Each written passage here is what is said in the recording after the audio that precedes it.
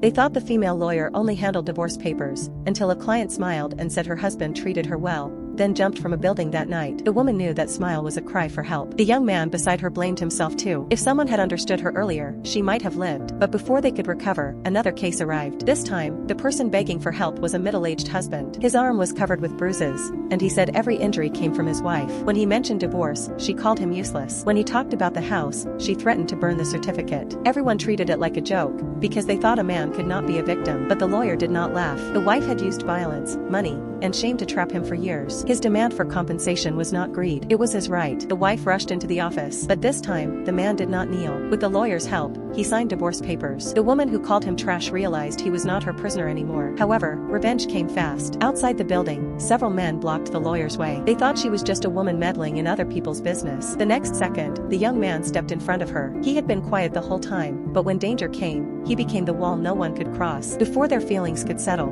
a new client appeared in a wheelchair. The girl had broken legs and a family that kept saying they loved her. But the lawyer noticed something worse than injury. The girl was not only trapped by her body, she was trapped by guilt. Her father used sacrifice to control her. Her mother cried, her relatives blamed her, and every word pushed her back into the same cage. When the girl asked why she had lost courage to live, the truth was terrifying. Her family had turned love into a weapon. Even on the roof, they still used fear to control her. This time, the lawyer gave no soft comfort. If love needs threats, it is not love. If care destroys a person's will, it is another kind of abuse. The girl finally understood she did not need permission to survive. Soon after, an old man wanted to remarry, and his children panicked. They said they were protecting him, but all they cared about was property and inheritance. Everyone assumed he had been fooled, but the lawyer saw what they missed. He was not stupid, he was lonely. So she protected his rights and warned the family that fear of losing money was not love. Just when everyone thought the storm was over, the wheelchair girl returned with courage. She admitted the man who controlled her had given her money, promises, and fear, but none of it was real love. Another man tried to deny everything,